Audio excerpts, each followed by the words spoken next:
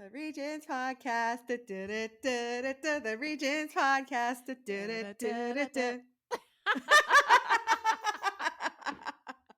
Hello, everyone, and welcome to the Regents Podcast. I'm Ellyn, And I'm Aja. and this week, I know This Aja week, told me. yes, Aja told me we have to talk about me, and I immediately absolutely. didn't want to do it. She's like, "What about me?" And I'm like, I was like, everything about you." so welcome to a podcast hosted Yes. by someone who doesn't want to talk about herself on the podcast that she is a co-host of. Hello, and it's all about her and her journey. I mean, wow. Christmas. Oh my goodness. But yes, Woof. we're Okay, so going to hi make it about everyone. you. No, Hey God. guys. Well, okay. Well, I just want to quickly use the top of the show to just talk about your performances this weekend, just because I want people who are Mm. listening to know that you are actively on tour. I don't know what's the word. Like you're I'm available. You're actively able to be performing. seen. Yes, Actively performing. That's the phrase. Okay, you're actively absolutely. performing. If you're a fan, you will be able to find her in a non-creepy stalker way. And you know what? This is such a great diversion on Ellen's part. Because Called we out. Called literally out. I just want to take this first moment. Oh, Yes, I Christmas. am actively performing. I always post my dates on my website, ajamoye.com. A lot of the stuff that I do currently is private, but the summer, fall, winter, outside to the public, which is great. But yes, I did have some performances this past week, which were awesome. We were in Pennsylvania, we were in New Jersey. We were also in New York to see a performance. We saw Jasmia Horn at the City Winery in New York City. It was my first time Oh, I there. love City Winery. They have Uh, that's a good performing space. it is oh my gosh, it's so amazing. It was my first time there. Totally enjoyed it. She killed it.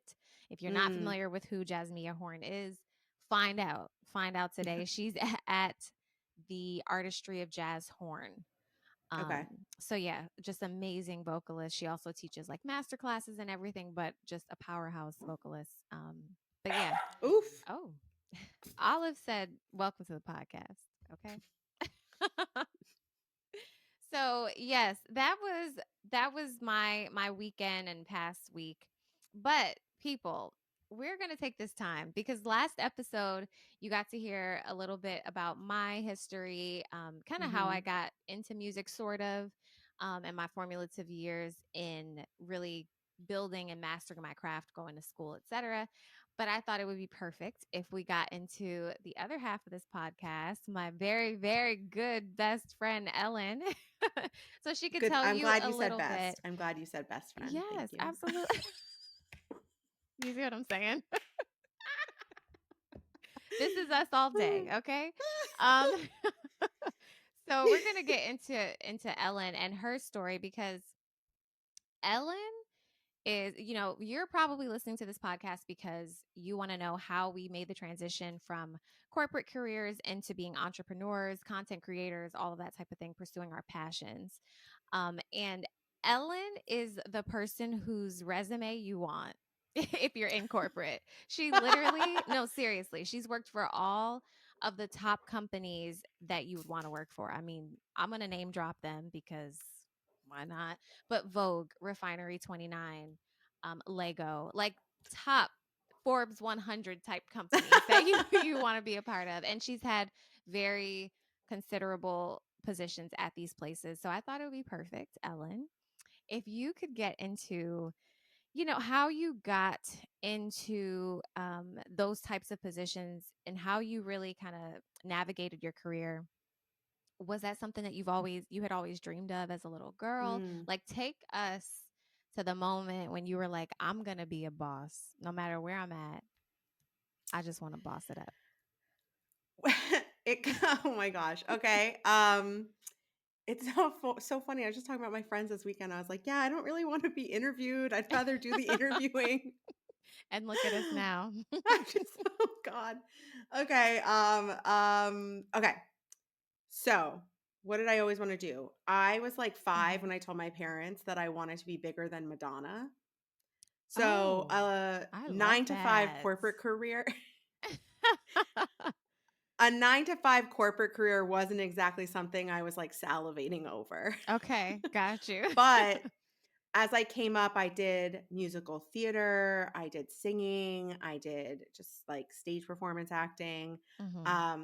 like, local community theater at like, at John Harms in Englewood. Okay.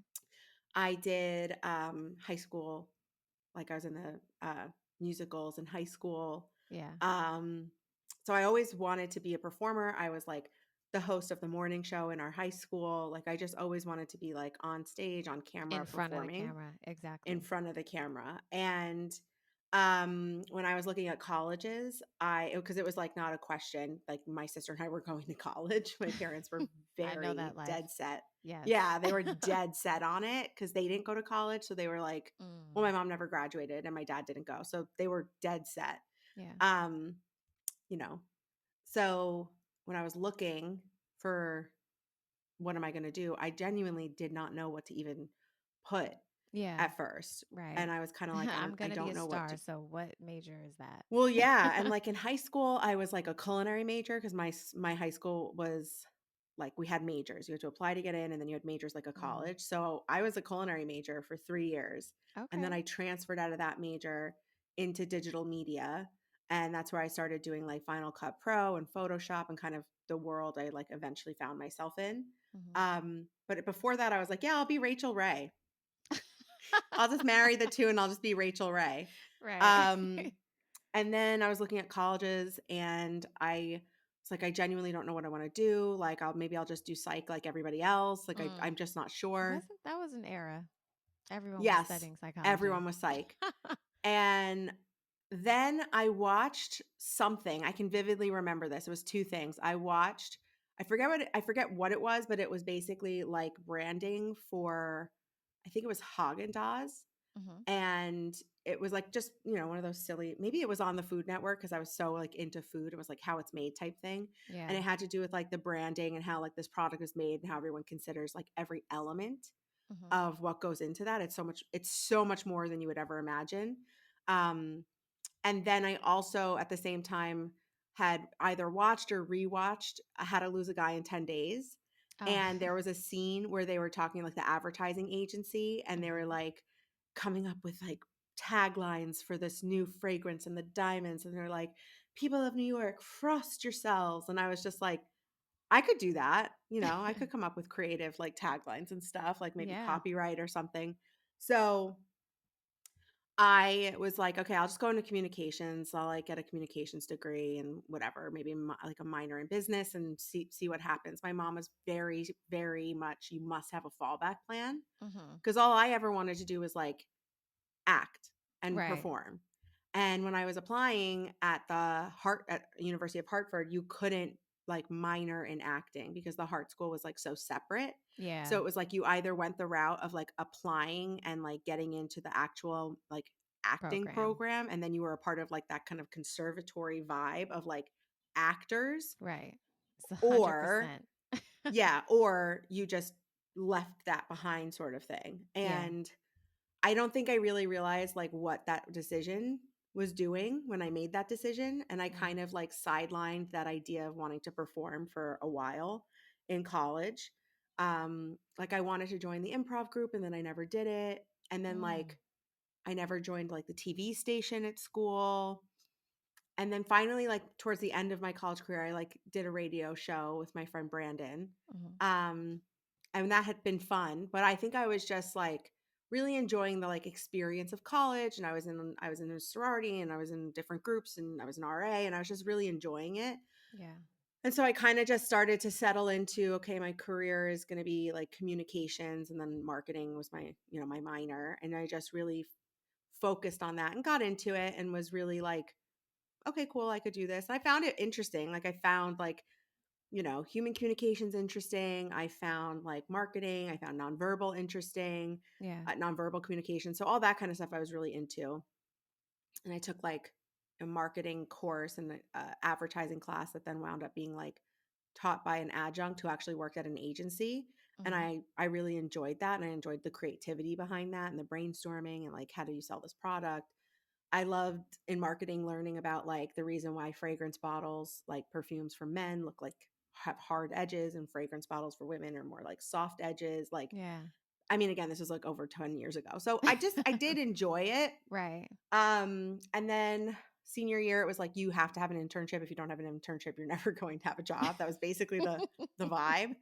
And that's how I wound up for my senior year. I was working at something called Lego Kids Fest, which was an experiential tour for Lego that went to all these different cities around the country, popping up in convention centers. Mhm. And it would be like a 3-day weekend, 30,000 people would come through, and it would just Wow. be like Lego exploded into a convention center. And it was like Amazing. interactive and fun and playful. And I really enjoyed it. And that was my Yeah. internship. And then eventually, Cool towards the internship. end of the year.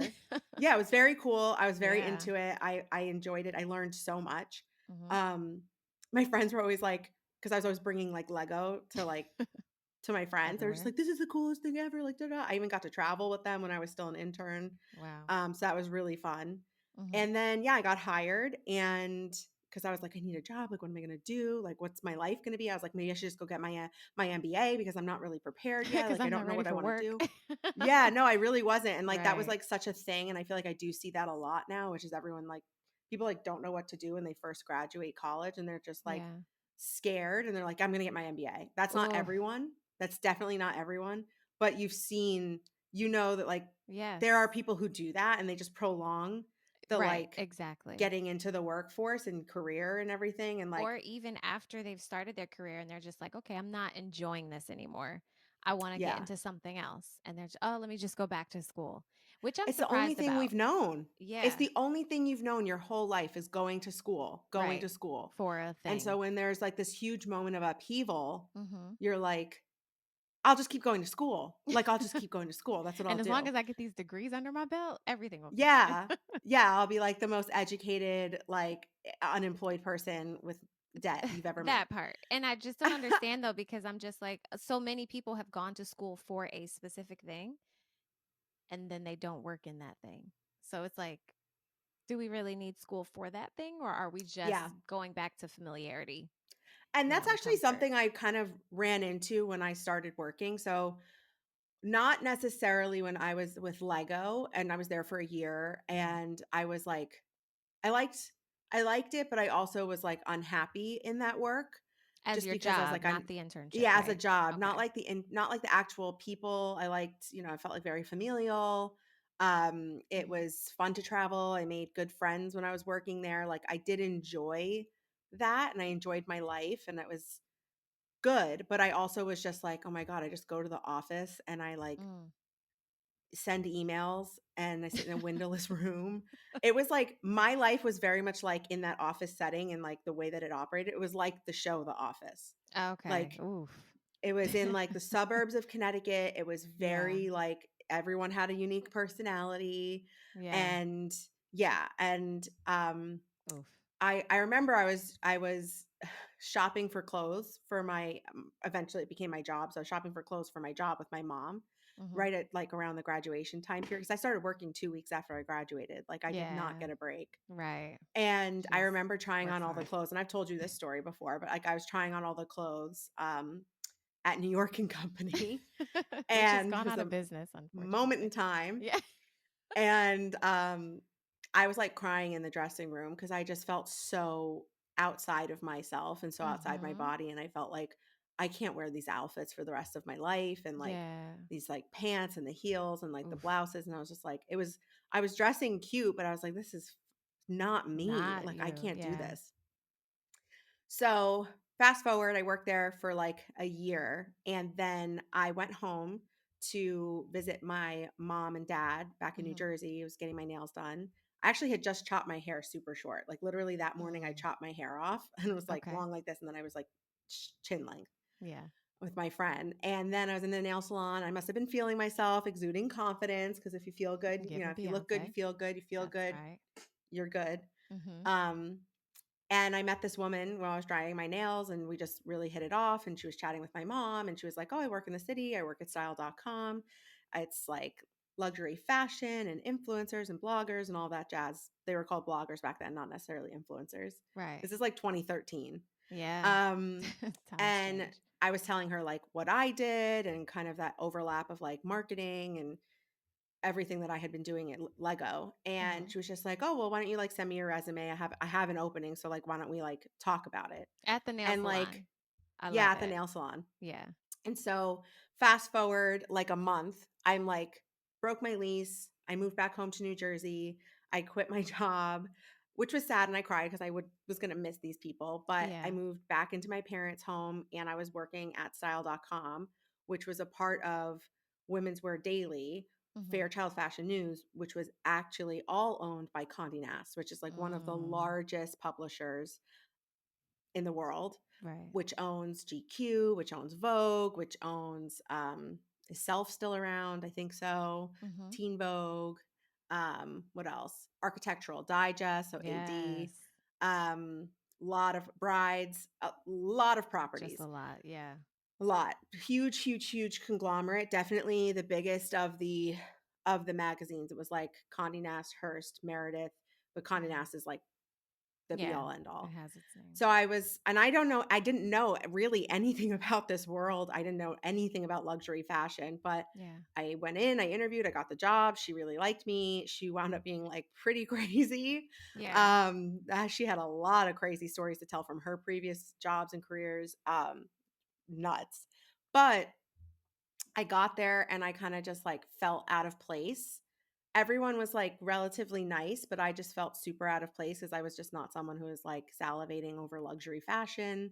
So they were all nice. Like people, they were very like nice, but it was never, I don't know, we weren't really like cut from the same cloth. They were like going to the Hamptons and Uh, very like she and like wanted the latest Chanel. And I just like couldn't relate to yeah. that. I just didn't grow up with like labels or anything like material really. Mhm. So that was just not, we weren't, the same. But there were people who I got along with really well. I met my friend Sarah, who then became my Mhm. roommate. Um, and when I moved into the city, so it was a good experience as well. I met a lot of really interesting people. I had a lot of really interesting experiences working there. Yeah. And I learned a ton. And then there was like a sale of the company that I was specifically working at, and we were then folded into the greater Condé Nast family. We wound up working at the World Trade Center. We moved our office. It was like Mm. quite an upheaval because Yeah. they sold our company, but it happened and we found out through Twitter. So then they had to call us into a Oh, conference room wow. and be like we're splitting up the company and here's how it's going to go. So like Aja, you're going to the new company, Ellyn, you're going to the old company, all in a room with Wow. like it was like really Oh my traumatic for a lot of gosh. people. I'm like seeing these women like hysterically cry. It was a lot. Wow. And then yeah, I started working at Condé Nast like proper, and like within a couple months we were absorbed into Vogue, and I found myself working at Vogue magazine and Vogue.com. Something light. Um, yeah, casual. And it was really like I very much felt like I was like the Devil Wears Yeah. Prada. Like I was the girl Like, Andy who like had no business being there. mhm. And everyone's like, "Oh my god, like who are you wearing?" And like, "What are you wearing?" And they like look you up and down and like you can't have curly hair and you can't have chipped nails and you can't wear flats unless they're designer flats. And it was Mm. like there's no denim allowed. And like Oh, there were wow. these kinds of like unspoken spoken rules because like no one would tell you directly, but like you were told But you should know. laterally. Yeah. Yeah, it was like the lateral communication was Yeah. happening, but it was not coming from the top down, but Okay. somebody from the top must have said something Right, at because some they're point. noticing it and they're not happy. Yeah. Yes, yes. Wow. And yeah, I was there for like 2 years. I learned more like thin models' names than I care to remember at this point. But it did definitely give me like working in luxury fashion for over 4 years gave me a really elevated Mhm. idea of what things can look like and should look like from like presentations, from making sure that everything is like pristine when you're like presenting to people or like going over an email, like Yeah. literally no errors because you're in this place that like there is no room for Right, error. Like, absolutely. you know what I mean? Like if you there is no like, oh, we'll do better tomorrow. It's like You won't be pretty here tomorrow. cutthroat, but yeah. But and it was like, you're working at a place where like anything could be in the news. If you did something wrong, it would be in the Right. news. So like, it was just like high All stakes. eyes There are was a on lot of Vogue for a sure. lot of crying, a lot of very like un unpleasant, unhealthy behavior. But then there were some really, really nice people who I met and Naturally. had good relationships with, along the way everywhere. I met like some people that I really liked and I really got along with, and some people I'm still in touch with to this day throughout my whole like luxury fashion career. Yeah. But by the end of it, I was just like, I've got to get out of here. And that was like, I don't know, it was like 2016. No, 2015. I can't remember. Mhm. But it was in the teens. And I was like, I've got to get out of here. I can't do this. I have to leave this place. So I was like interviewing, just trying to get out. And my friend that had previously worked at Refinery 29, then worked at Vogue, then went back to Refinery Yeah. 29. He hit me up and was like, there's a job here. You'd be perfect for it. Like, I'm going to put you in for it. Just please come and interview. Thankfully, they were around the corner from the World Trade Center. And I had just moved to the financial district. So I was like, I'm really not looking to have a heavy commute. Yeah. Like, I moved down here for a reason. I moved out of New Jersey, so I didn't have to Yeah. commute. So that worked out really well. So, of course, I had a dentist appointment Of course. and went, did my interview, and yeah, got that job pretty quickly, Mhm. and came to Refinery to do what I had been doing at Style and what I had been doing in Vogue, which was essentially working between the editorial and the business departments to create opportunities for advertiser sponsorship Okay. based on things Edit wanted to do. So the editorial team wants to do this huge initiative, and you need a little bit of extra money coming in from a advertising brand to be able to fund that initiative, Mhm. because there's not enough money obviously within the company to do everything we want to Right. do. So anytime you see like title sponsors, or you see like, oh, best in beauty presented by like Pepsi is kicking in not only advertising dollars to have their shit everywhere, but there is somehow an exchange of money where Pepsi's money is actually like underwriting a lot of what you're doing. Mm. um, that's some like inside trading Right. information. And I got really, really good at it. And I was like unhappy in my career for pretty much the whole time, but I was But really good she at was, it. you know, Yeah. And I'm headed like to the the top. kind of person who like fails, not doesn't fail, like refuses to allow Yeah. myself to fail. So even though I wasn't happy and I didn't really enjoy what I was doing and I was like frustrated, I kind of like froze in place for a long time in terms of like anything in life. Okay. I was just like, I'm living at home. Yeah. I'm just going to live at home and go to this job. And I'm going to go to home and live at this job, and just job and home and job. And that was my life. And then I moved into the city, and I was like making more and more money. Mhm. So it was becoming more and more difficult to want to walk away from this Right, world. right. And I had no at all idea or vision of how I was going to like change or do anything. And I was just kind of felt like, okay, this is the rest of my life. Like, I've now locked into this and this is it. Yeah. And I'm like 26 and I'm starting to like panic. Mhm. And I'm like, okay, well, maybe if I work somewhere that aligns with my character and my morals, and something that feels like it's part of like a greater good, like that millennial in Yeah. me of like, I need to be working towards something better for the community, for the world.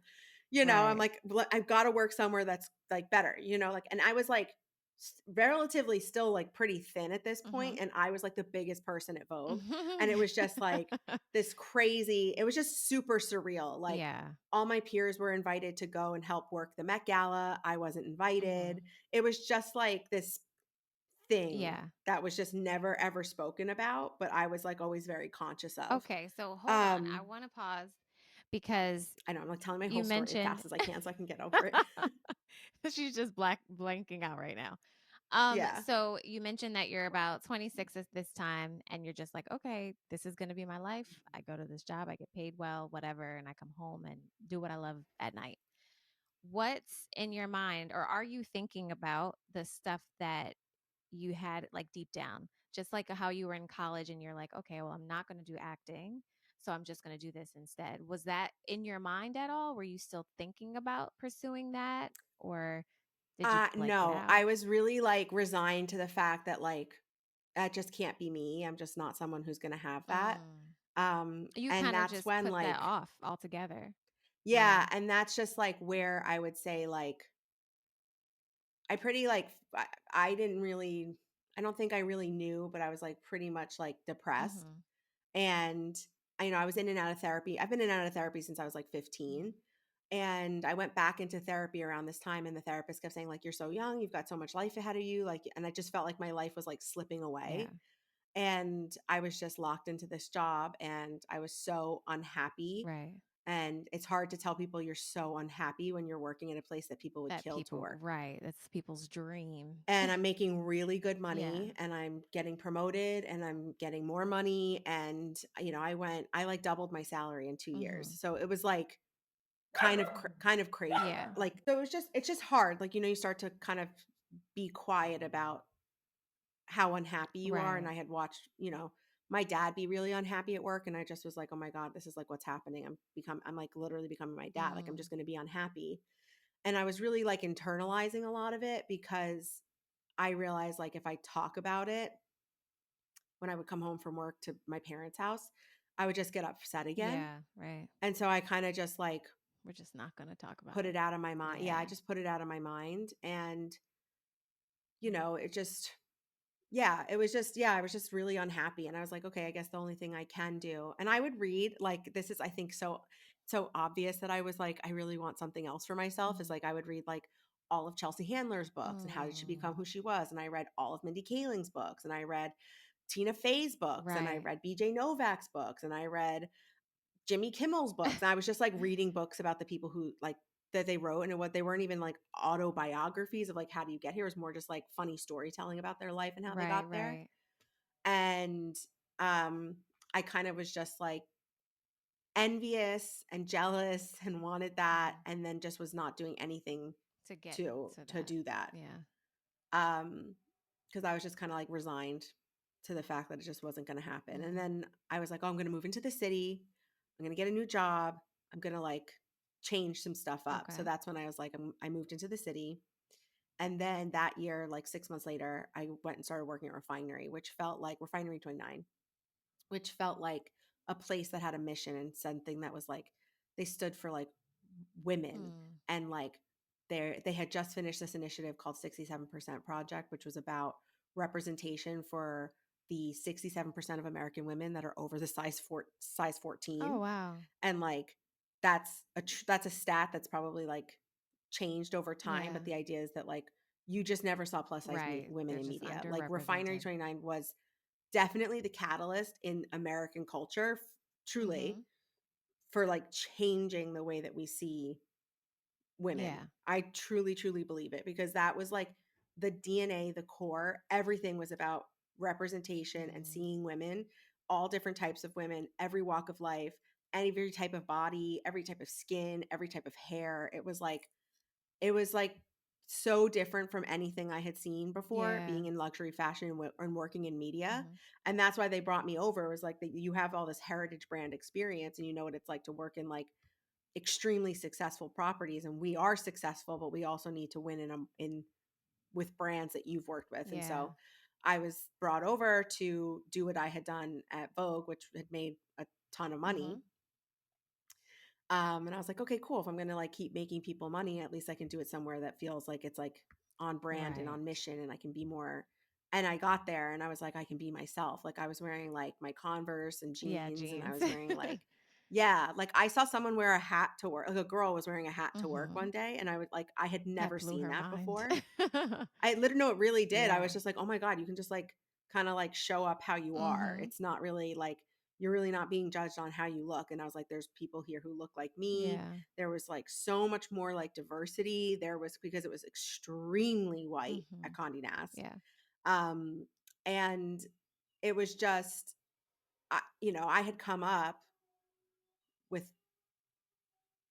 I don't know, I hear someone yelling or crying or something. Oh gosh. I had come up in like a much more diverse place. And then I went to school and there was a lot of different people from different backgrounds. And then when I got to the working world, I was like, what is going on here? It's like so white. It's Yeah. so white.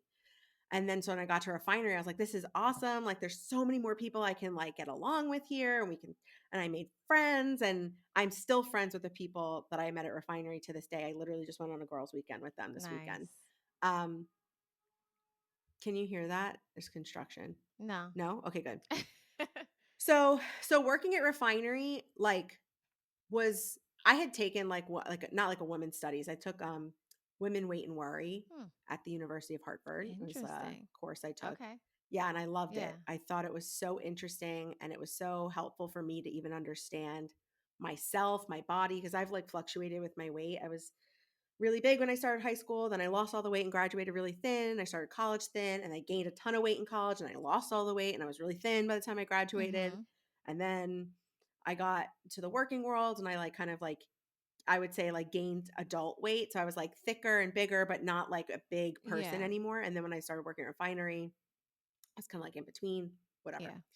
So I had had a lot of my own journey with like myself, my body, like depression, anxiety, like things were all kind of just like percolating. And I'm like 26 at this point. Mhm. And I'm like, what am I going to do? I had had this like relationship sort of thing that kind of imploded. And I had two best friends from home that fell apart. And it was just kind of like a pivotal moment where I was like, I finally am like living and working in the city. I finally have the life that I like wanted for myself Yeah. because I had dreamed of living and working in New Right. York. Like when I was a kid, like when I was younger, I was like, oh, New York, like that's That's where you have it. to go Yeah. to do. And I don't have anybody in my life and my family that was like doing that. Mhm. Nobody worked in New York. Nobody worked in like these corporate companies and like my uncle did. Like that was like the extent. Yeah. You know what I mean? Like nobody did this. So I was like, I'm going to go do this. So while I was unhappy, I was succeeding Right. and I was like, I'm doing this Which is thing no one such a else has huge, done. like, So juxtaposition and, like, tension. yeah, it's Yeah. huge. And so I got over, and then I was like, okay, what I really want to do is I want to make six figures before I'm Mhm. 30. And like now I'm like, I should have been making six figures a lot earlier. Right.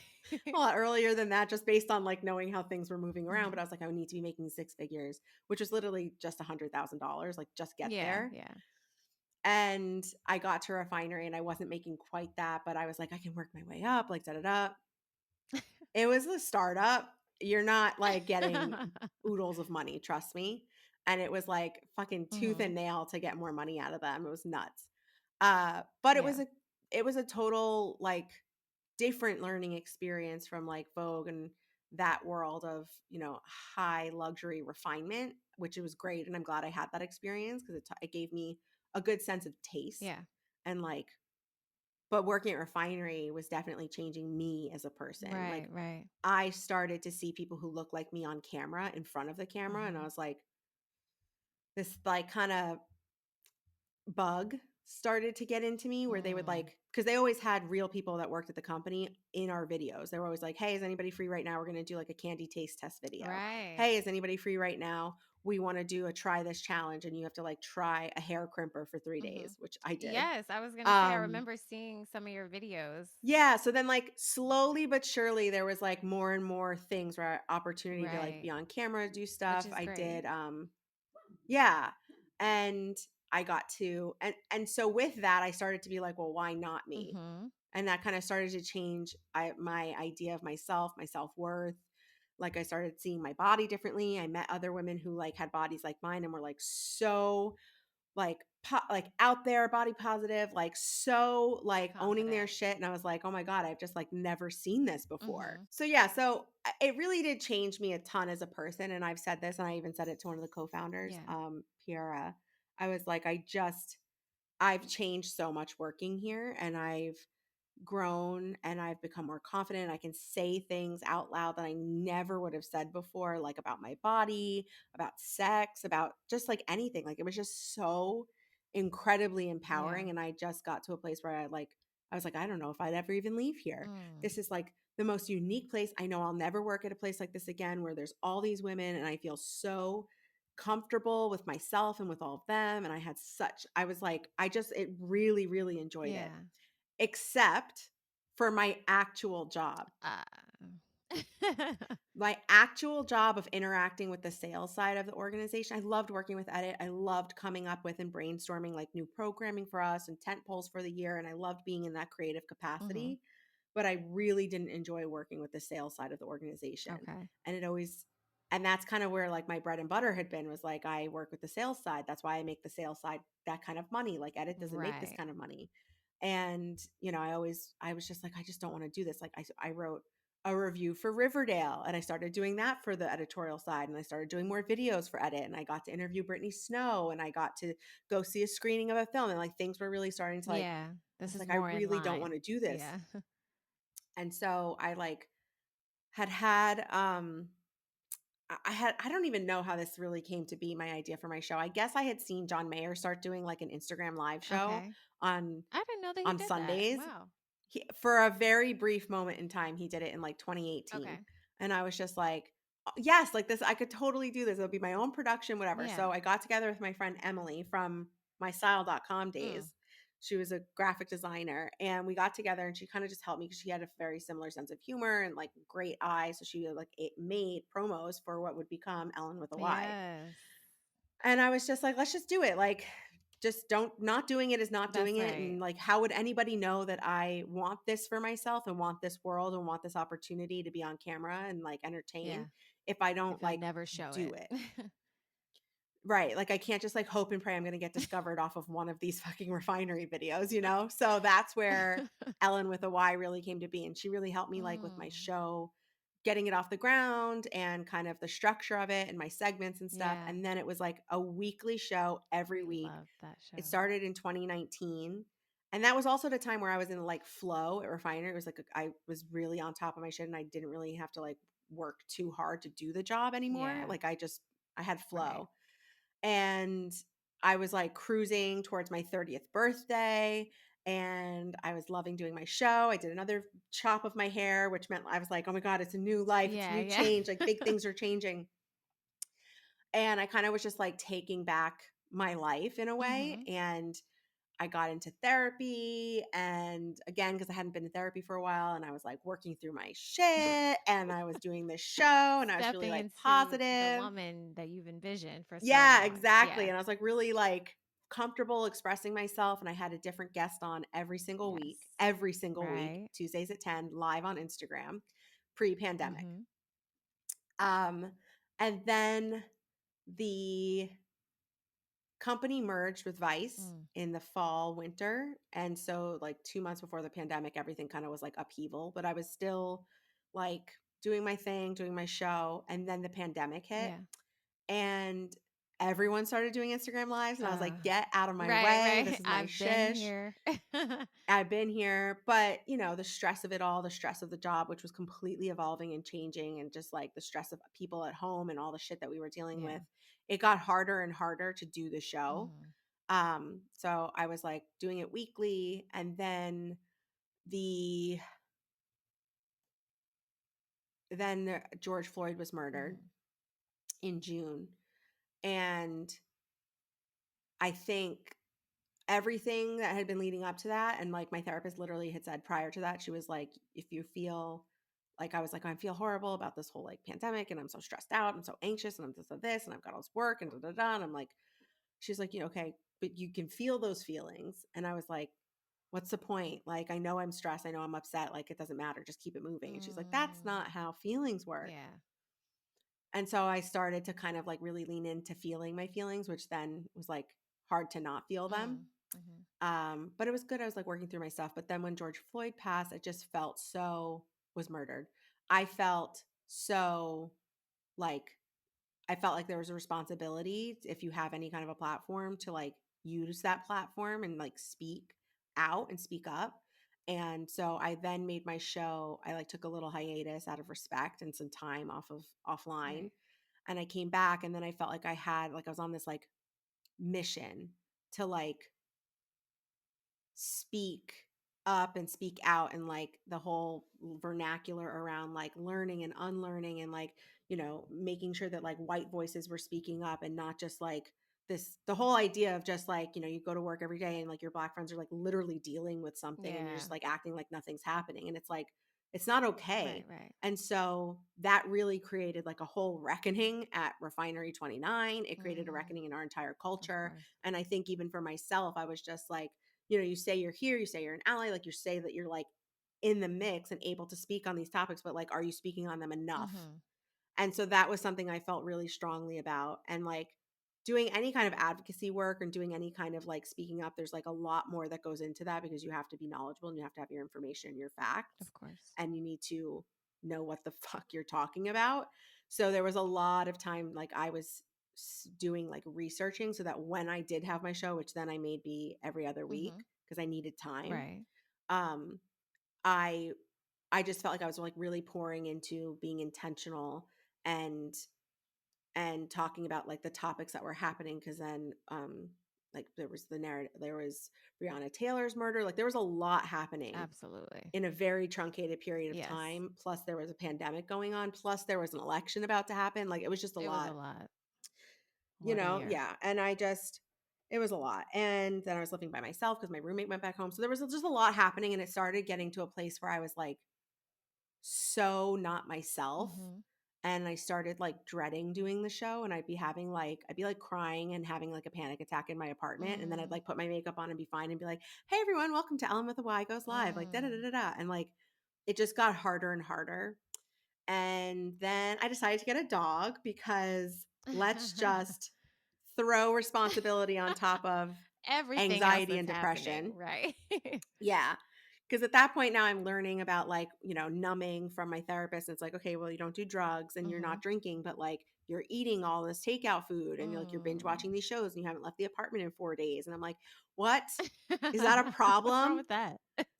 What's wrong with that? And I'm so not I'm learning hurting all about anyone. that. So I was exactly. I'm just hurting myself. Right. So I got to the idea because everyone was getting a dog at that point, Mhm. and basically the idea to get Olive was like, I will leave the apartment every day because she has to go outside. Right. So that was like, it truly was like, if anyone wants to talk about like emotional support dog, like fucking definition, like Mm. I will only leave the house if I have her. She wasn't with me for 3 weeks in December and I barely left the house. It's like Yeah. unhealthy. It's just my natural unfortunate inclination is this like, and people don't really understand it and I like don't feel the need to really explain it, but like I did say last week, I'm like I have a dark sense of humor, but it's Mhm. because my mind is kind of dark and like I have to like work opposite my brain a lot of the times, Mhm. but like it's what makes, me me, so I'm not going to like hate on myself for being dark, but I do have to work really hard to like go outside. To find the Oh my god. light. So anyway, to find the light literally. So anyway, fast forward, I get Olive. I'm really just telling my life story at this You point. are, and we love it. You're No, it's letting just I people don't know, it's in. like therapy.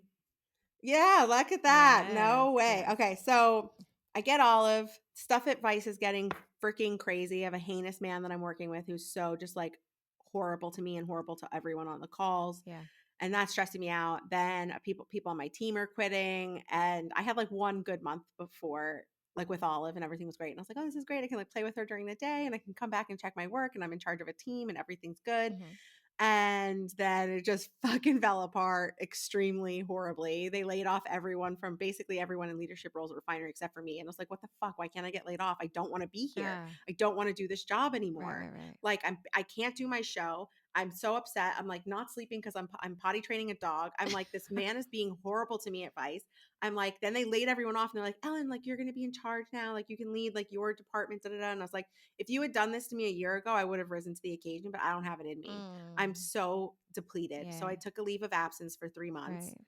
And at that point, I probably should have just decided to leave that world Mhm. and pursued Ellen with a Y full force Mhm.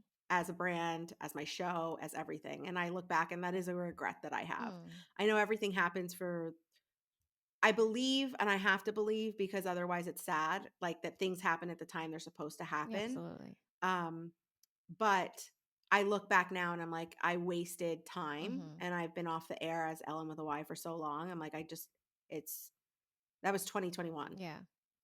So on this leave, I like get introduced through a former coworker to this like startup company, and then they work in California. And I was like, oh, I always wanted to move to California. It's kind of been percolating in my mind. My lease was coming up. I was like, I don't know what I want to do. So I was like, let me just contract at this company, contract there, eventually go full time, and then decide to move to California, LA, with this job. Yeah. And that is how I am like now in LA. Right. I didn't like this job. I had like a strike of women's intuition when I was accepting the role in September of 2021. Mhm. Women's intuition, where I was like, this man is my boss. I was like, he's not what he says he is. But I was like, whatever. I just want to get to LA. Like, this is the plan. I'm just going to do it. Right. Like 2 months in, I was like, yeah, this was a mistake. He's Ah. a snake oil salesman, like Mm. literally like a liar and a walking cancelization or whatever, cancellation. And I was just like, fuck. But I knew I was moving home to New Jersey for almost half of a year. And then I was moving to LA. And I was Mhm. like, you know what? I'm just gonna put my blinders on. I'm just like on a path. Right. I just I need to just get need to to get LA. there. Uh-huh. Yeah. I mean, again, would have been smart if I just decided to quit my job, Mhm. just not work after that sabbatical and keep doing Ellen with a Y, move home, save Yeah. money. Didn't do that. Moved to LA. Okay. And Hindsight's was always 20/20, Ellen. It's fine. yeah, I was so unhappy in this job. Mm. Like literally I just like was losing life force at that point. Mhm. I was so unhappy March last year. I looked at my finances. I was like, I know I can do this. Like, I've got to get out. And then at some point, it became a game of chicken with my boss Yeah. where I was like, is he going to fire me or am I going to have to quit? Yeah. Because he was so just like, he was a horrible person, gaslighting the works, like just truly. The And I would works. say this, and I said, like, as much as I just, I've said this over and over and else, and I would say it to his face if he contacted me after this podcast went out. Like, I don't like you. I don't think that you're a good person. Mhm. I think that you lie to get where you want to get, and I just want no part of it. Mm. And when they started getting into AI and taking people's voices, I'm like, this is like a cease and desist away from collapsing anyway. I like want no part of this as a creative. I don't want to support taking art. I Right, think right, AI is right. amazing for efficiency. Absolutely. I think it's amazing for a lot of other reasons. I don't think it's amazing when you take someone's voice and make them sing something they had no intention of Right. singing. Absolutely. So I was like, I can't do this. I cannot do this. Mhm. And I should be doing something else. I should be not letting the years pass by and falling into bitterness. And I love my dad, but he never loved his career Mhm. and he would do something different if he could and go back. But he was married, he had children, he had responsibilities. I do not have children. I am not married and I don't have those same types of Mhm. You responsibilities. can pivot at any Um, given moment. so I can pivot. And there's a lot of people who put out a lot of material into the world and content into the world about like second acts and pivoting. And Yeah. my dad had said something to me. He was like, yeah, yeah, I've been at that company for 15 years. And then I was at that company for 12 years. And I was like, holy shit, I've only even been working for 12, 13 years, Right. whatever. And I've been at I was like, a and bunch I've of been at all places, these different right? places. I've had all these different Yeah. experiences. I have all this background and I've never ever actually like decided to like invest into me Yeah. and do me and do my thing and whatever that looks like. And this world is so different than it was 5, 10 years ago. Seriously. There's so much opportunity. There's so much Right at your available. Like if fingertips. anyone thinks the market is too saturated, it's not. Yeah. Like just get out there and start posting what you like to post, whatever. Mhm. So I was like, I'm just going to do it. I'm tired of making white men money. That was a Mhm. huge problem for me, to be honest, towards the end. I was so sick of making white men money and making them really fucking Yeah. rich. And I'm not rich. Right, right. So I'm really grateful to younger Ellen who squirreled away her money like you would not believe Mhm. and was very responsible. And I had enough of a safety net to be able to quit my job. And um 401ks are a good thing that I was contributing to. Yeah. And I just decided I was like, I really am not happy in this career. I've never really been happy. I could probably business boss for myself Mhm. and do what I've done elsewhere for other people for myself. And that's kind of where this transition to working for myself, and it's crazy. Like Yeah. sometimes I'm so timid about saying that. Like when Mm. someone's like, oh, like I was like, oh yeah, I work from home. And they're like, oh, what do you do? I'm like, well, it's like hard to I'm explain like self-employed. brand videos and UGC and all the things. I'm not going to get into that like in an elevator conversation. So I just say like, oh, I work for myself. I'm like an entrepreneur and independently employed, whatever. Yeah. Um, Right. and it's Wow. kind of crazy. And I'm still like just getting my footing Mhm. and I don't know really what I'm doing. I'm just kind of like figuring out and the goal is like, I just want to enjoy my life. I Right. just really want to enjoy my life. And wherever that takes me, I'm less like, I want to achieve these things because these things will then mean that I made it or I did it or I whatever. Mhm. Like I know and I've listened to enough podcasts by enough celebrities that are like, once you achieve those things and you realize you still feel empty, like that's bad. Yes. So Right. my whole thing is now like, I just want to have peace, inner peace. I want to have joy in my life. I want to be happy. Mhm. I want to be independent. I don't want to work for somebody else. Right. And doing that means making content, brand content. That means hosting a podcast with my best friend. Mhm. That means maybe launching Ellen with a Y as the show, but as like Ew. my own podcast again. Yeah. Um, because it's just life is too short Right. to push down, down, down, down, down inside you the things that you feel like you really should be doing, the things that you want to be doing. Um, Absolutely. even if you had like been making good money somewhere else and like And that it's just not worth it. exactly. Money is definitely not the end all be all. It doesn't mean anything. No. And that's how we got here today, folks. Yeah, oh my god, sorry, it's so long-winded, but, No, like, but I think it's it's really there's good no real way to, like, tell the story without telling, without like, the whole story. absolutely. And I'm happy that you got into those details because hopefully someone can I'm sure so many not hopefully. I know so many people can relate whether or not they made as many pivots as you did or whatever from, trying to find something that was just a little bit more true to you, a little bit more in Mm, alignment with what I want to do, a little bit more in line with who I am. Um so yeah, many people are living that life and it is sad when you push down those things because I know for me in my own journey, it was just, and I never pushed it down in that I forgot about it. It was always on my yeah, mind. But I had this, I guess you could call it delusion. And you said something, you were like, I'm not going to get discovered from yeah, these one off videos. And maybe that was my, like, how do you say that word? Naivete. That was my yeah, naivete thinking, like, oh, one of these things that I'm going to do is like pop. Someone's going to see it or whatever. yeah, And from there, I'll just start my independent career as a musician. No, what? So, but it yeah, was, in a way, it was pushing that down out of fear for me. Speaking mm, for myself, it was just not knowing and the fear of the unknown, where it was just like, I'm not pursuing the things that are who I am. These things literally make up the fabric of who Aja is. And the more yeah. and the longer that I push it out, the longer I'm not being true to who I am and what Mhm. God has called me to. So I think it's important that we went through that whole thing because people need to know who we are. We're telling you, we Yeah, want you to follow along as we journey through, this entrepreneurial track and figure things out and all of that. But they got to know where we come from. And hopefully, you guys yeah. can find a little piece of yourself in our stories. And hopefully, it inspires and influences you in a good way to really kind of, challenge yourself, push yourself, and be more true to who you are.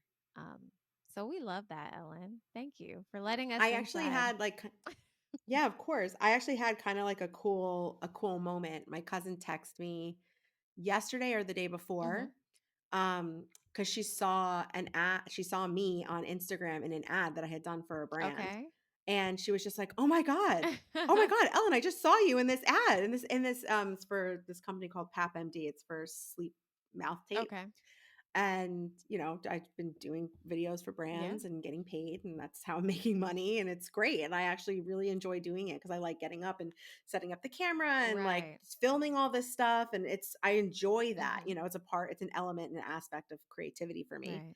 and it was really cool. She was just like I, like, just was scrolling on Instagram, and there I you was were. just scrolling. She was just, like, freaking out. She Right. was Right. so Like, sweet I about it. know her. Yeah, exactly, like, "Oh my god, this chick I know her in this Right. ad," Right. and that was really cool. Or I've had moments where a friend will text me or call me and be like, "You're gonna die." My friend just sent me your TikTok and was like, "Oh my god, Mm. ha, look at this girl, she's so funny." Um, Wow. and then they'll text her back. Like, this has happened, like, a couple times now, Yeah. and then they'll text back and be like, "That's my friend." Like, That's "What? Like, my how did you friend. find her?" So it's there's little moments, there's little glimmers of, Yes. like, not the, like, Signs. external validation that's, like that's not it. It's No. more so that, like, what I'm putting out is being received and Right. people are, like, enjoying it or seeing the work I'm putting in, with the ads and stuff. Yeah. Yeah. So, That's really yeah, cool. it was pretty cool. It was kinda like a full circle moment, Yeah. when my cousin texted me. I was like, "Yeah, this is what I do," because it's hard for people who don't know what I Of do course. now Yeah. to understand. She's like, "Oh my god, you got paid for that?" And I was like, "Yes, I Yeah. did. I did get paid. I did get paid. Not out That's how here I make doing money stuff now." for free. Yeah, no, no free. No, Nothing's for nothing's free. for I do free. nothing for free. Right, right. Nothing, And you have so such a big personality and you're so what's the word? Vibrant. That, and the time and effort that you put behind everything, like, yeah, no, we're not doing anything for free. She's too Nothing for talented free. for that. So Yeah, too we do nothing creative for for free. that. Um, Um, and that's the thing, you like, can't and pull one over. yeah, no, and we'll see what happens. Like, I dabbled in stand up when I was still living in New York before the pandemic. I felt like I was like really kind of getting to a good place. And then Yeah. the pandemic hit. So like I feel like I'm kind of just like working on getting to myself, like Ellen, to a better place again before I like relaunch Ellen with a Y. A big Yeah. part of me is like afraid to relaunch it because I maybe don't want to answer the questions of like where did it go. Mm. I also feel But like what? I was gonna say maybe you don't have to. You could No, just be you're like, we took a hiatus, you're totally but right. we're back. You're totally right. I mean, I think that there's also the like in my brain, I'm like, I'm gonna have to be like, I took a hiatus. Haven't changed all that much. I'm still pretty much the same person. Still have, but as I'm You're saying that, not I the don't same even believe that. person. No, as I'm saying You're it, I don't even not. believe it because I moved here. I live in a different state, and Yeah. I'm like independent. You've evolved so much Exactly. So it's internally. kind of Yeah. like, just fucking do it, Ellen. Right. You're self-employed. Like, girl, there are so Yeah. many things And I have, like, that are not hobbies the now, same. like, I never had hobbies before, like, in my mind, it was, like, Mm. binge watching shows on Netflix was my hobby, like, that's who I was as a person, and that's, Yeah. like, a part of who I am, like, I do my reaction series on TikTok and Yeah. Instagram, and people fucking love it, and I'm like, "Oh my god, that's Yeah. awesome," like, I love that too, I but love that's binge watching and yeah, and, like, I'm, like, screaming at the television and editing, and I yeah. enjoy it, but, like, there's so I like have hobbies like I love Formula 1 and I've been watching football and like I love the I go to the beach every single day and like my Mm. life is like different and full in different ways, you know what I mean? And there's Yeah. still like other obviously we are never not working on ourselves and have shit to go through, but like I do feel more I don't know, I feel better. I feel like Mm.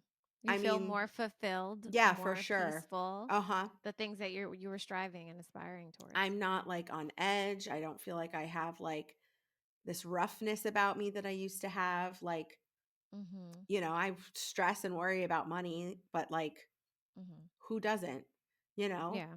And Mhm. the goal is to get to a place where like I don't have to stress and worry about me. Like, that's the kind of stuff I'm thinking about now. It's not like, yes, I would love to see my name in lights and I'd love to be hosting, the Tonight Show or taking over for Jimmy Kimmel. And that would be an amazing life journey for me, but I also am like very conscious and being very like what brings me peace. I was Yeah. talking to my girlfriends this weekend and my friend Janet, who I love, and I said this to her. I'm like, you're very like kind and tactful, but she's very clear and direct with like her thoughts and stuff. And she Yeah. was she was just kind of like being really open and honest with me. She's just like, you have like a lot of like you're not sure what you want in some regards. Like we were talking about dating. Mm. She's like, you're not sure what you want to project because you're not sure what you want to get back.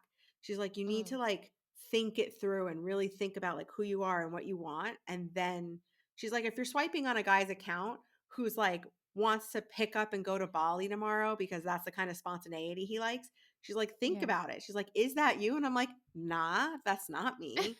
Nah. You know what I mean? And I'm like, it's not wrong. And I have to, and I'm okay with not being that person. She's like, okay, Yeah. then like, why would you ever swipe right on him?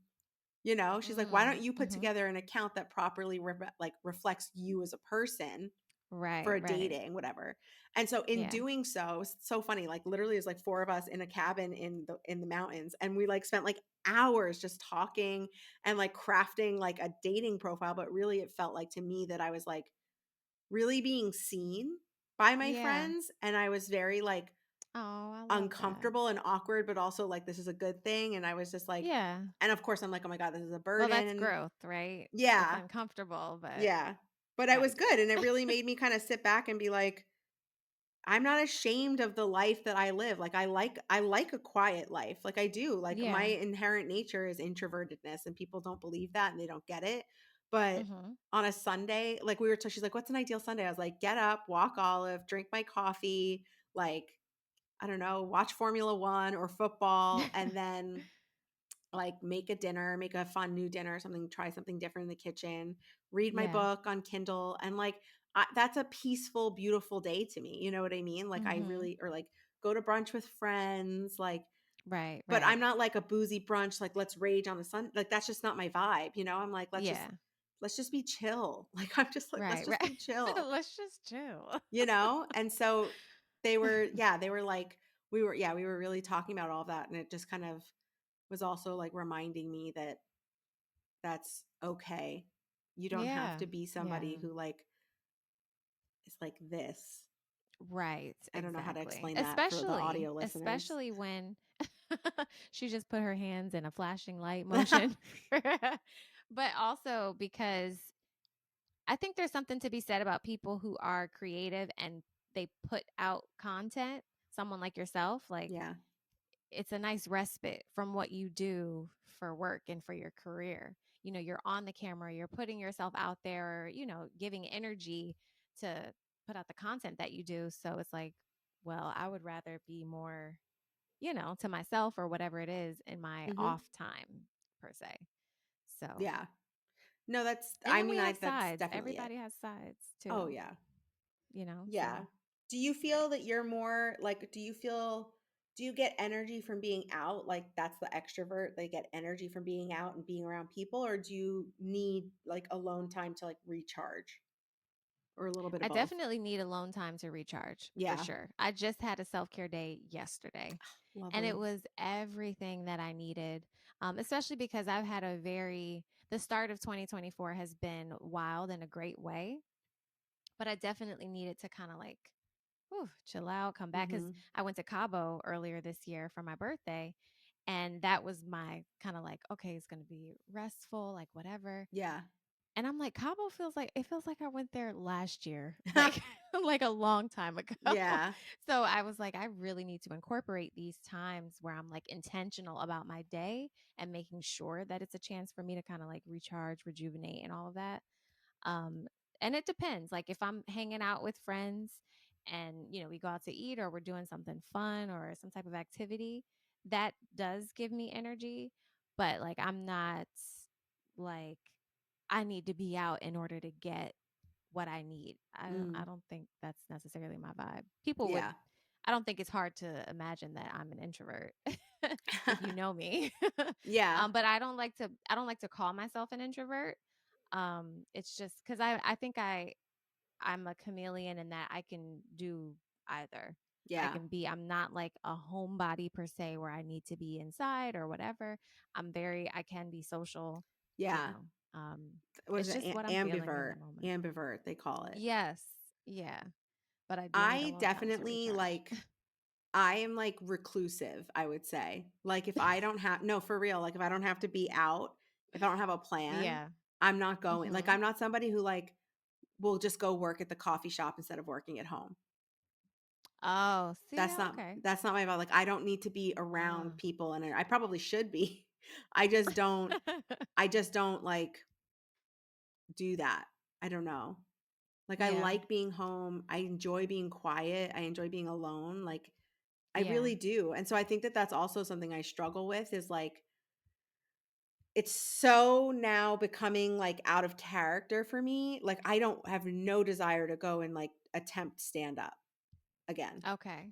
But I Okay. love making people laugh and entertaining people. I just don't foresee myself going up on stage and like In cold that way. audience, cold open, kind of like, I don't know you, you don't know me, here's 5 minutes. Like, I'd Yeah. rather attract an audience of people who are interested in the kind of humor I have to give and interested in me as a person and like do Ellen with a Y as a live show somewhere or do Yeah. the Regions podcast as like a live show somewhere where we have Yeah, an yeah. audience that's predisposed to like us than like Right. They already getting up know on what they're gonna stage and like get. telling a joke.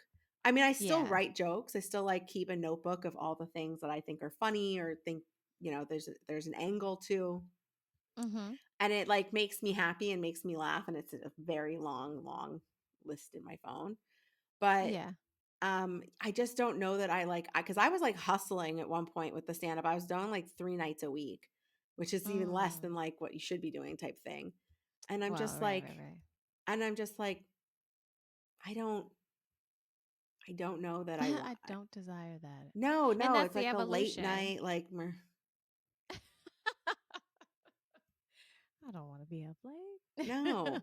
No, and But that's the that's thing, like, you the to be a comedian, you gotta go and, like, do that oh stuff, and it's like, yeah. "No fucking thanks." Like, I don't think so. Like, Mhm. I wanna be in bed. I wanna read my book. Like, I'm not what's that's the audio? I'm not for the streets, I'm for the sheets, you know? Like, that's the TikTok audio. Okay. That's a TikTok. Yeah, just so everyone knows I'm not taking someone's humor. So I don't Right, know. right, So right. yeah, I'm kind of in this Yeah. place where I'm like, is it doing all the brand videos and then just like having fun on my TikTok on the side? Am I like hustling for Mm. something much, much bigger? Like unclear. I think in my brain TBD. it's a little bit of both, but as long as I Yeah. can like afford myself and my life and like might take care of Olive and pay for this apartment, you know what I mean? Like, I'm kinda that's Yeah, kinda like yeah. my number 1 goal right You're now is good. just, like, Right. financially to be able to take care of everything instead of, like, eating into savings. Mhm. Um, but above everything is peace, Right. And that's a great, great goal for you real. know? For Peace is important. yeah. And I think that also kind of segues into something that we had spoken about doing for one of our episodes, dedicating an episode to vision boarding. Mm. Because, as we figure out the things that we want to do in life, it's important that we write those things down. Yeah. So I think it's great that we're going to do that with you guys. An Yeah, episode we coming need to soon. figure out, like, when we But should do our vision board. Should we this is you yeah. know what? This is why so Well, many podcasts do, like, a Patreon or do, like, a Discord because that's the kinda yeah. content that's, like, long form and, like, It's long interactive. form for You sure. know, and then Yeah. we could be like, "Oh, and for everyone who's like a Patreon subscriber, here's a video of me and Aja making our Creating our vision vision boards." boards. I get it now because in my mind, I'm like, "What the fuck do people do Patreon for?" But I'm like, "Oh, okay, that makes Oh, sense." girl, there's so much. Imagine like the people whom you love. Like, okay, let's just say Beyonce, right? Yeah. On any scale, it could be anyone. Yeah. You want to see what Beyonce does, like for her vision board, or how she thinks about what she's going to wear for the tour. Like the people who love you Yeah. and who really just, aside from the music, they love how you create your stuff, or how do you figure out the set list, or if you're a Yeah. comedian, like when you figure out a joke, like how does that go? What do you Yeah. do? Like, you know what I mean? People love that, especially if they're aspiring in that lane as well, Yeah. but also if they just have taken a liking to Well, you. that's what I There's was so wondering, like, much. about Patreon because it's like I get it for, like so my friend Janet, she does a lot of Mhm, different, like, cons around the mhm, country. She's going to, like, Hawaii this weekend for Kauai Con, and she sells shirts, graphic design, with, like, K-pop or anime on it and mhm. characters on it and stuff, and she's very successful at doing that, and she has a Patreon. And Yeah, so I was like, what is the Patreon? Like, I literally were asking this woman, like, what's the Patreon? And the Patreon is essentially a subscription to a monthly like delivery of her stickers to these people. So they'll yeah, subscribe to her Patreon, and every month to these subscribers, certain tier, she'll send out yeah, these like new stickers to them. And mhm. it's like, "Oh, wow, that makes so much sense." You know what I Yeah, mean? there's That, like, so makes so much much. sense, and so I was like, "Wow, I Yeah. never even thought of it outside of, like, just bonus content, essentially." But there's so much Oh, there's that so you many can things. do. Yeah, Um you can get as creative as you want with it to think of something that's in line with what you do and what you mhm. could offer. It could be something so small, like it could be anything. And So, that's, like I think the thing about this is just kind of figuring out, like, what's next because there's so many avenues. Like I had so much success doing the watch along series for Love is yeah. Blind and I really wasn't expecting it because I did a watch along this summer and it didn't get the same traction. Mhm. My accounts both like kind of blew up a little bit, Yeah. which was really exciting, but like again I wasn't expecting it. And so it's like, "Oh, okay, like there's something here." Like does that turn into like a Twitch stream where I watch along certain things like people can Mm. watch? Is that like, what other show should I be doing Nice. watch alongs for? You know what I mean? So Yeah. I think I think just kind of like figuring out like that coupled with building up the business of doing brand videos for brands. Um Yeah. yeah, I mean, there's so much opportunity that sometimes it's like, what am I going to do? But Right. Also, like, every time I'm doing this, I'm, like, looking down because my camera's there, and I just wish I would look up because my eyes would look more open, but I'm always looking down, and my eyes look so closed. I know, but it just looks so weird. I feel like sorry. I like talking this feels unnatural to me to like look at To the look up at camera the and talk camera. like this. Yeah. I would rather like I'm talking to you. And You no, know what I exactly, mean? I'm looking directly at you. If we put the Yeah. cameras further back, it would be more like we were talking at the camera because it's like the depth. It's But I right. don't care. I do care because We're obviously I'm here for talking the about it, but And ay, on ay, that note. ay. So, yes, that's kinda where I'm at. I feel like, Okay. yeah, I don't know. I do wanna launch Ellen with a Y. Sometimes I'm like, "Just do it." Now that we've done this Mhm. and then I've, like, learned so much about launching a podcast in the last month just for, like, getting podcasts and audio and getting distribution and all that stuff. Like, Yeah. if you don't do it, then you don't know, and now that we've done it, it's, like, so much more attainable, and It's right, exactly. I could launch I Ellen could with do a this. Y, no problem. So, I Mhm. should just do it. I think I'm just, like, I don't know, afraid, apprehensive, scared to come back. I don't know. Oh boy. So, there's Don't be that. That's afraid. just Fear I've been not. talking about it since September to do the show, and now that's 6 months. Like, that's crazy. Just do it, Isn't Ellen. that crazy? It's Wow. crazy how Time fast time flies. goes by. Whew. It I really, know, it's really pretty is. nuts. I'm just looking at the It time, really is. 1:15. Okay. Yeah, Ugh, I yeah. talk so much, Aja. I don't feel like this is a good podcast episode. No, this is a great episode. Do you Cause I think think? no, I really do because I think like the episode last week, that time frame there that I was talking about, the tour or whatever in China, Yeah. and then you talking about your I almost feel like those are the introductory episodes. You know what Yeah. I mean? Yeah, yeah, Because yeah. it's good for people to like start off figuring out who we are, Mm, and then get into all the other stuff, yeah. you know? I feel Well, like that's what we're doing this for is like to kind of like, yeah. figure out our way into this. Ooh, I right. think Cause that then the that whole gives just doing it is like so crucial because now we've it's created a crucial. routine and Yes. we like you've shared your story, I've shared my story, we've shared the fun silly bits of us, we've shared the opening, Right. next week we can talk Yeah. about something, I don't know what. I'm a bit Yeah. There's depleted so because I much was to talk talking about. so much. Oh, no, no, no. There's so much to talk about, like, because, okay, now we have at least people have the gist of our stories, right? Yeah. So now we can get into, and I didn't talk so much about making that like transition. I was talking about, like my background in music or Yeah, so whatever. next week I But wanna there's hear about stuff your to talk about. transition. Okay, fine. We don't have to. But I'm just saying there's so much to talk about as far as like, okay, when did you get that? Because for me, that was like a specific moment when I Yeah. had the thought of like leaving my job. And it was Yeah. just something kind of swirling in my mind. There was the decision where I finally like committed to it and like told people, who were close to me. Yeah. Then there was the whole like lead up to it. Like I had a different story in that, I had like this year long plan that I was kind of acting on. But also, okay, now we're in it. What does that feel like? What does it look like when you're because I think people are interested in knowing that because that's what I did. I literally was looking for stuff like this. When Mm, I was thinking about leaving my job, I followed this girl, Talia Corin. You ever heard of that website called like Work Week Meal Prep mm, or whatever?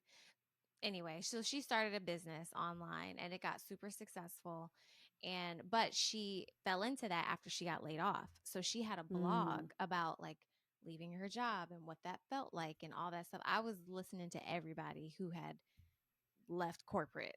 mm. Like I was looking for this type of content. So there's people who are also thinking about doing certain things like their calling and leaving that feeling of comfort and Yeah. quote unquote security at a job. They could be like, oh man, like I also want to be. I know I'm creative. What does that look like for me? Yeah. Um, and just kind of taking them through those different types. And each of those little tidbits are enough that we Yeah. could explore. Let's talk about the decision to leave your job because then it leaves room for us to talk To about other talk, things that are talk, not just for fun. me to, like, spew my story.